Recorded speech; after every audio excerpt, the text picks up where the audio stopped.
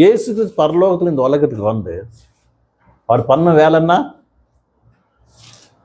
என்ன பண்ணார்? அவரு பிதாவி மகிமைப்படுத்த, தேவன் மகிமைப்படுத்தினாரு, தேவனை காமிச்சாரு இல்லைங்களா? அவர் சொல்றாருல்ல, என்ன தேவா உன்னை நான் என்ன பண்ண வெளியே இந்த மனிதருக்கு என்ன பண்ண, நான் உன்னைய வெளிப்படுத்தினேன். நான் எம்பட சித்தை பண்றதுக்கு வரல. யார் சித்தை பண்றதுக்கு வந்த? தேவன சித்தத்துக்கு, பிதாவோட சித்தத்துக்கு வந்த.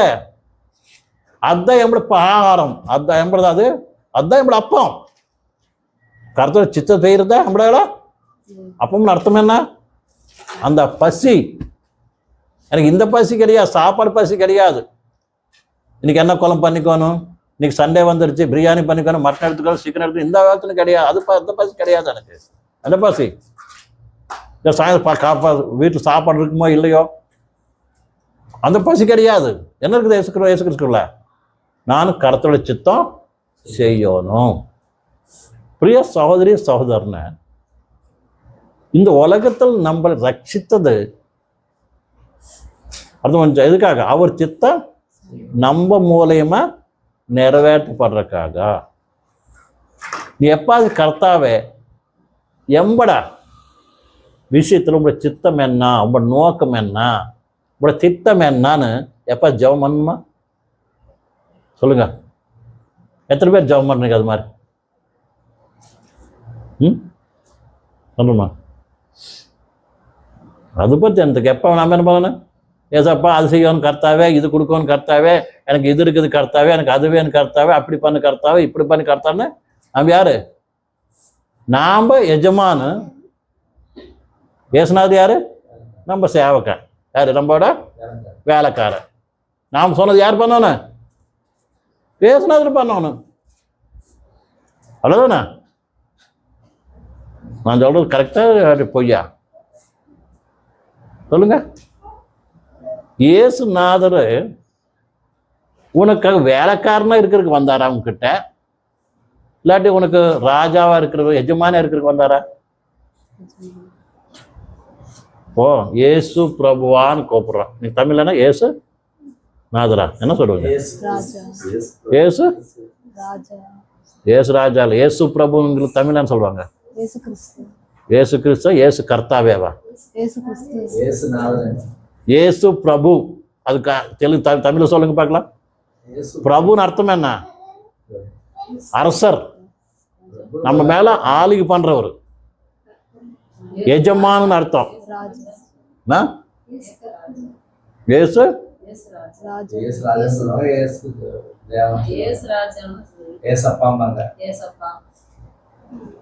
இயேசு பிரபு இதுக்கு இப்ப தமிழ்ல இல்லையா? Lord Jesus Christ. பிரபுன்னு அர்த்தம் என்ன? பிரபுன்னா நம்ம மேல எஜமானி, அதிகாரி. நாம யாரு? அவரோட அடிமை. அவர் நம்ம யாரு? அவருக்கு நம்ம பிரபு. நாம யாரு? பிரபுன்னு கூப்பிடுறோம். என்ன நாம் மாத்திரம் எப்படி இல்லை அடிமை அல்ல, பேருக்கு பிரபுன்னு சொல்லிட்டு அவரையும் நம்மளை அடிமையாக்குறோம். இது சத்தியத்தை நல்லா அறிஞ்சுக்கணும்.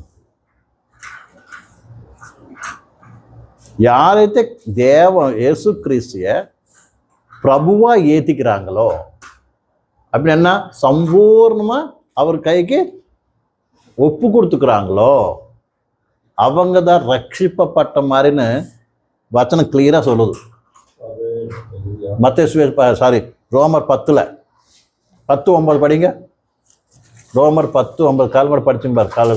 9:10 என்னவென்றால் ரோமர் 10:9 என்னவென்றால் கர்த்தராகிய இயேசுவை கர்த்தராகிய இயேசு அர்த்தம் பண்ணிச்சா? கர்த்தராகிய இயேசுவை நீ உன் வாயினாலே அறிக்கையிட்டு. என்னமா வாயினால என்ன வேணுமா? அறிக்கையிட்டு அர்த்தம் என்ன? இயேசு என்ன பண்ண? நீ கர்த்தாவா ஒத்துக்கணும். அதுலையா நீதான் நம்மள யாரு? கர்த்தர். நான் யாரு? உங்களோட அடிமை. அதுதான் அது அர்த்தம்.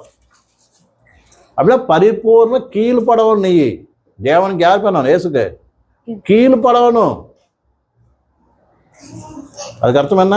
கர்த்தாவே நான் உங்களோட கீழே படுறேன், நீ என்ன சொல்றியோ அது செய்யறதுக்கு நான் தயாரா இருக்கிறேன், ஆயத்தமா இருக்கிறேன். வாசிங்க. தேவன் அவரை மரித்தோரிலிருந்து எழுப்பினார் என்று நீ உன் இருதயத்திலே விசுவாசித்தால் ரட்சிக்கப்படுவார். முதல்ல என்ன பண்ணணும்? ஏசு என்ன பண்ணணும்? கர்த்தாவே என்று என்ன பண்ணணும்? அறிக்கையிடணும். கர்த்தாவே அப்படின்னு அர்த்தம் என்ன? எஜமானனே, பிரபுவா, பிரபுவே, பிரபுவான்னு கூப்பிடுறது.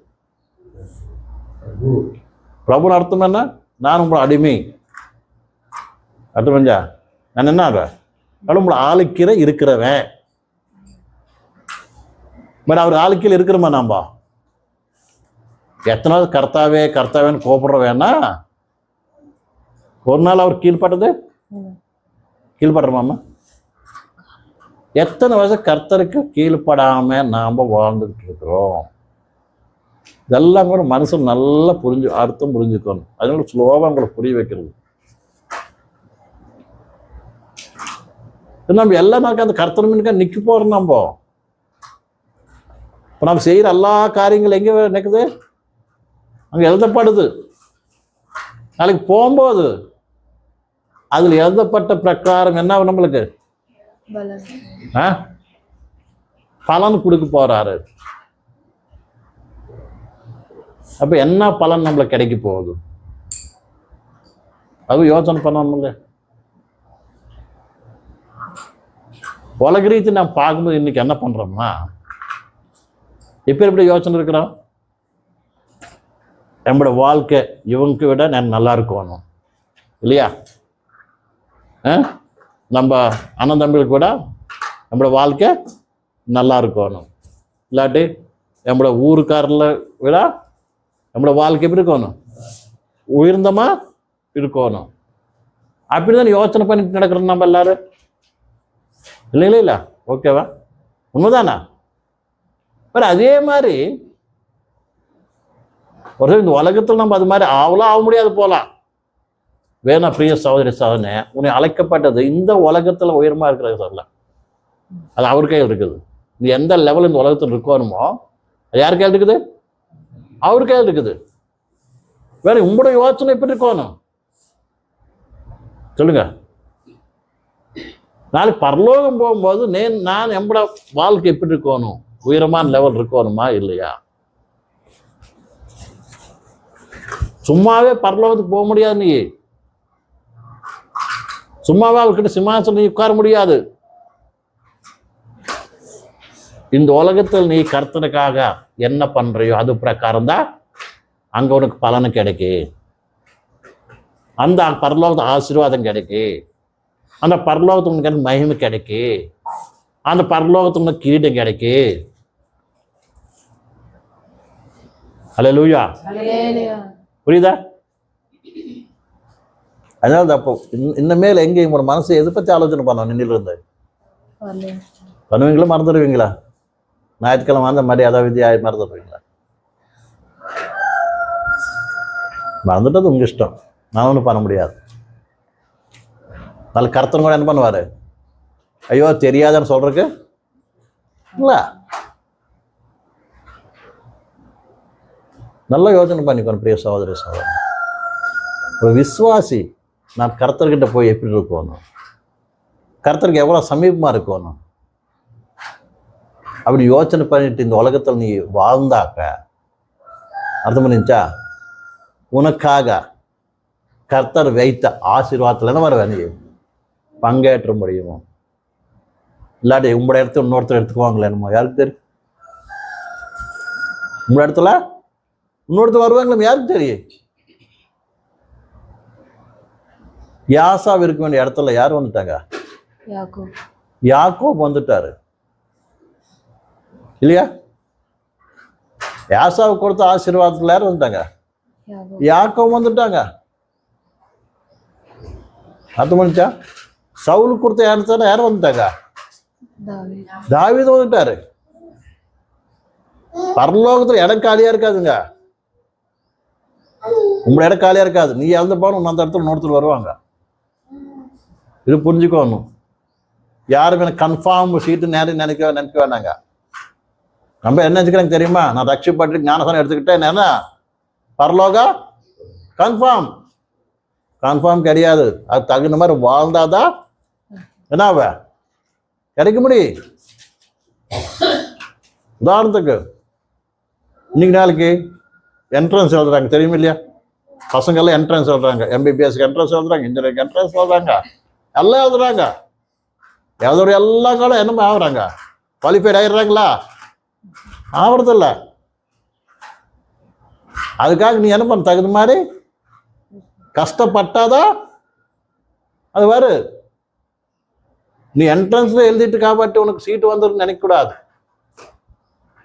அப்படி உனக்கு ஒன்றும் சீட்டு காலியா இருக்காது. நீ போவாட்டி இன்னொருத்தராங்க ஆக்குப்பே ஆயிடுவாங்க.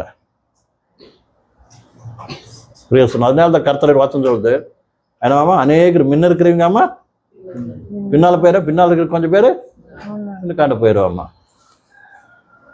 இது மாதிரி யோசனை பண்ணா நாம கூட ரட்சிப்பட்ட நாள் இருந்து நம்ம கூட ரட்சிப்பட்டவங்க நம்மளுக்கு கூட ஆவிக்குரிய வாழ்க்கையில முன்னேறி போயிட்டாங்களா? நாம் முன்னதான் இருக்கிறோமா? பாருங்க, ஒரு யோசனை பண்ணுங்க. உங்க கூட ரட்சிப்பட்டவங்க இருக்கிறாங்க இல்லையா? உங்க கூட ஞானஸ்நானம் எடுத்துக்கவங்க இருக்கிறாங்க இல்லையா?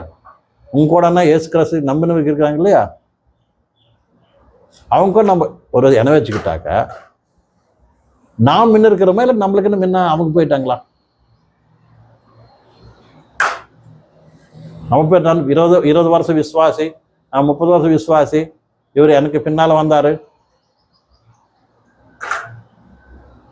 இப்ப எப்படி இருக்கிற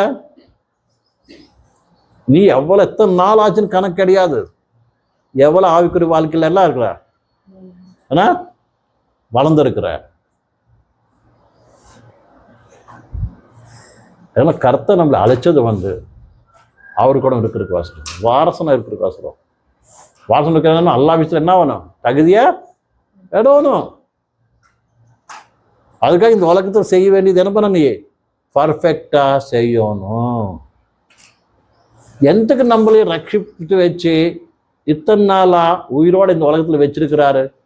எந்தக்கு நம்மளை சபையில சேர்த்தி ஊழியக்காரை கொடுத்து, பரிசுத்தாவை கொடுத்து, பரிசுத்த வேதம் கொடுத்து இதெல்லாம் எந்தக்கு செய்ய வைக்கிறாரு? நீ வளர்றதுக்காகதான்.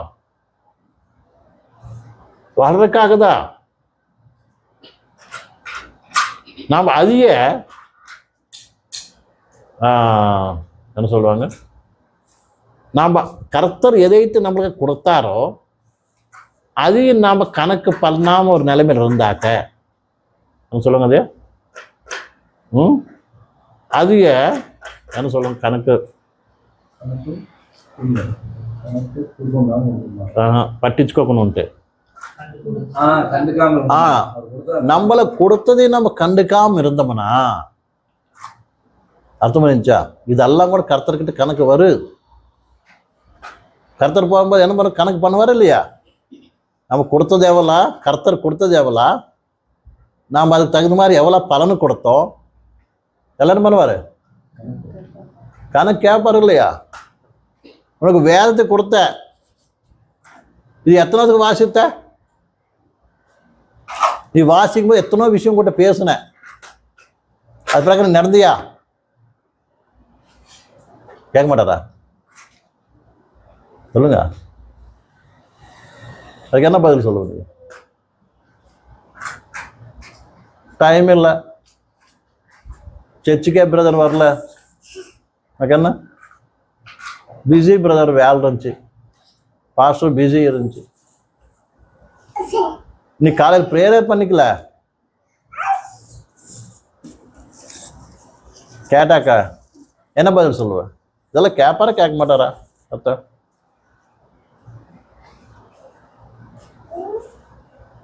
கர்த்தர் கேட்கும் போது நம்ம நிலைமை எப்படி இருக்கு? கர்த்தருக்கு பதில் சொல்ற தைரியம் நம்ம கிட்ட இருக்குமா?